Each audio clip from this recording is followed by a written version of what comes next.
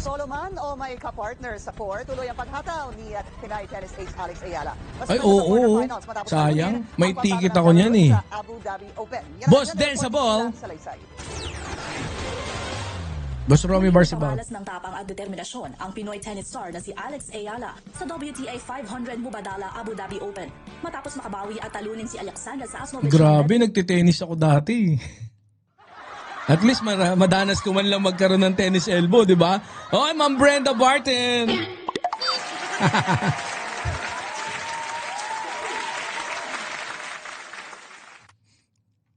Napagalitan tayo ni Atty. Claire kanina, no?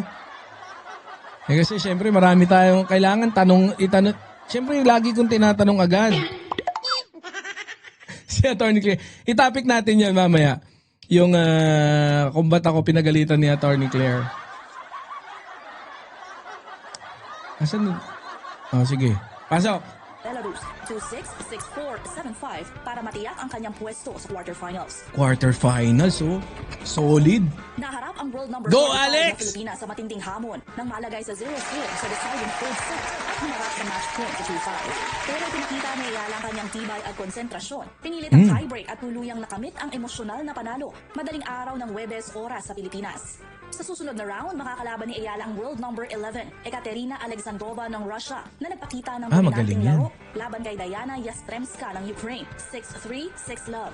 Sa doubles, makikipagsabayan naman si Ayala kasama ang Indonesia na si Janice Chen, laban sa number 2 seeds na sina Christina Naku, tagal ko nang sarap siguro mag-tennis ulit, no? Kaya lang yung balakang natin, hindi na obra yung balakang natin, eh. Tsaka yung pero sa table tennis, walang, mahirapan silang talunin tayo sa table tennis. Buksa ng Spain at Xu Weizhang ng China sa quarterfinals. Para sa agenda, Sheila Salaysay, Billionaire News Channel. Mag-follow sa aming mga social media accounts at Sarap ulit magbalik, sa aming YouTube. No? Yung mga dati mo nilalaro. Hirap pa kong talunin yung kasi yung French ko na boss, ang tangkad nun 6'4". Pag gumano sa mesa, kayang akapin yung mesa eh. yung wingspan niya eh. Grabe. Punta na tayo. Ayan na, congratulations syempre kay Alex Ayala. And congrats din sa Pilipinas. No? Syempre, bit-bit niya yung bansa natin dyan. So, sana ipagdasal natin na makuha niya no? Yung... I think it's semifinals na, no? Or quarter. So, konting kembot na lang. Malaking karangalan yan. Boss Pastor Geoffrey, shout out. Today, we're joined by a multi-awarded visual artist, a Navy reservist, and a missionary, all rolled into one, to talk about her art, faith, service, and purpose. She's People Asia's Woman of Style and Substance, a goodwill ambassador for culture and the arts of the Philippine Navy, and a passionate advocate for indigenous communities who uses her canvas as a tool for healing and nation building. Please welcome to the show, Christine Sogion. How are you, Christine? Thank you so much for being here. Kilala niyo ba yan? Yeah, so, you know, you're Christine Sogion. multi-hyphenated.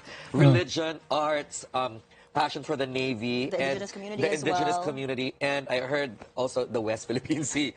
So, where do we focus your questions today? What would you like to talk about? Because that's a lot. I mean, we can spend hours per subject. Yeah.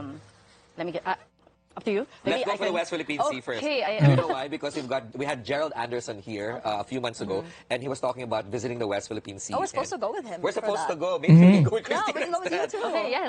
but- Let's work Hindi with ko that. alam to. Alam niya. Anyways.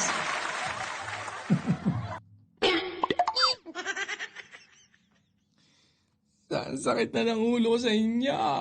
Walang yang. Anyways. Kilala niyo.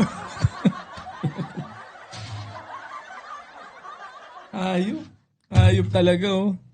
Swerte ko talaga.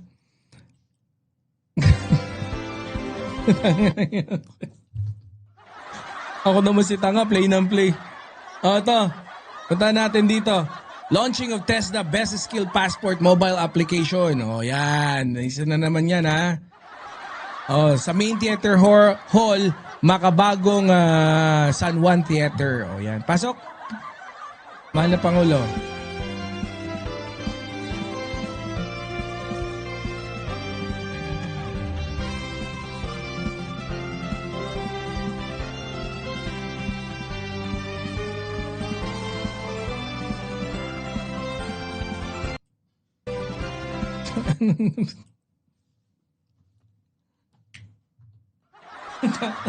Hayop na yan, no?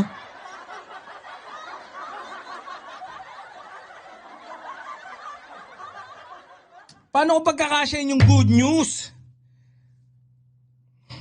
Puta 20 minutes to eh.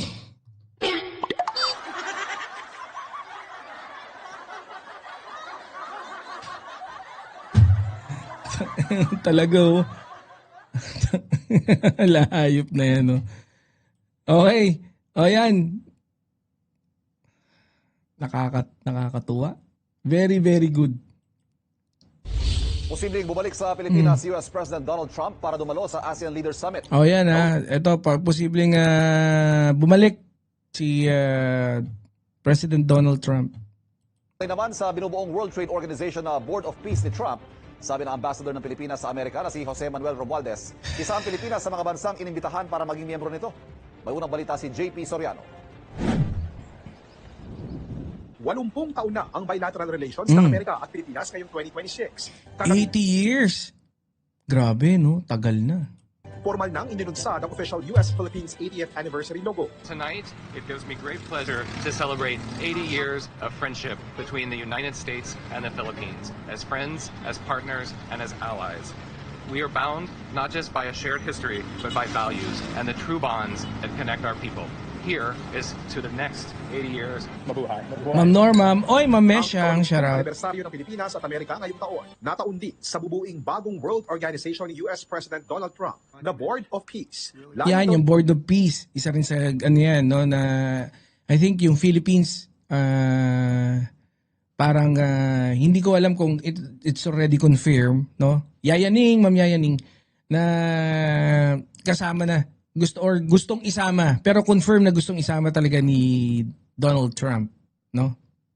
Nitong subaybayan at yaking maipatutupad ng maayos ang ceasefire sa Gaza at iba pang bahagi ng mundo na may conflict. Kinumpirma ng Ambassador ng Pilipinas sa Amerika na si Jose Manuel Romualdez na inimbitahan ang Pilipinas na maging opisyal na bahagi ng bubuing Board of Peace.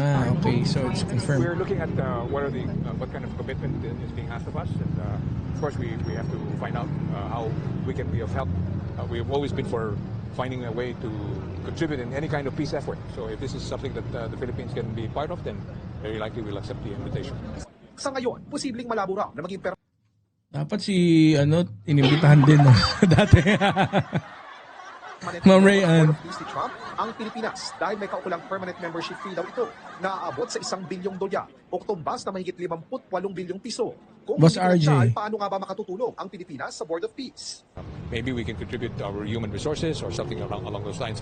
Kamakailan, nagpatupad din ng Amerika ng visa suspension sa 75 bansa, kabilang ang 4 na bansa na kapitbahay ng Pilipinas, ang Cambodia, Myanmar, Laos at Thailand. Hindi kasama ang Pilipinas. Tingin ng US Embassy, lalakas pa ang ugnayan ng Amerika at Pilipinas. Ayun, palakpakan. Ito, ang dami nating ngayon eh. 'Di ba? Yan yung pakinabang natin sa pakikipagkaibigan, no, sa ating syempre, isa sa pinakamalakas na bansa. So panalo tayo diyan, palakpakan. Ito ay sa gitna namang Ulit. Laos at Thailand. Hindi kasama ang Maybe we can contribute our human resources or something along those lines. Kamakailan, nagpatupad din ng Amerika ng visa suspension sa 75 bansa. Visa Kabilang ang suspension, no, yan. So hindi na sila naglalabas ng visa. 4 na bansa na kapitbahay ng Pilipinas, ang Cambodia, Myanmar, Laos at Thailand. Hindi kasama ang Pilipinas. Tingin ng US Embassy, lalakas pa ang ugnayan ng Sasama Amerika niya at Pilipinas. 400. Ito ay sa gitna ng mga ipinatutupad na paghihigpit sa immigration. Hindi ako makapagbasa, ha? Pasensya na. Ha? Idol Banat Boy, good evening. Sa Oman. Go lang tayo. Solid Marcos. Ayan. Hindi ako masyado makabasa, Ma'am Norma. Policies ng Trump administration. Host country ngayong taon ng ASEAN Summit ang bansa at ayon kay Ambassador Romualdez, posibleng bumalik ng Pilipinas si Trump para dumalo sa ASEAN Leaders Summit. Ito ang unang balita, JP Soriano para sa GMA Integrity. Gandang yan. No, malaking that's good.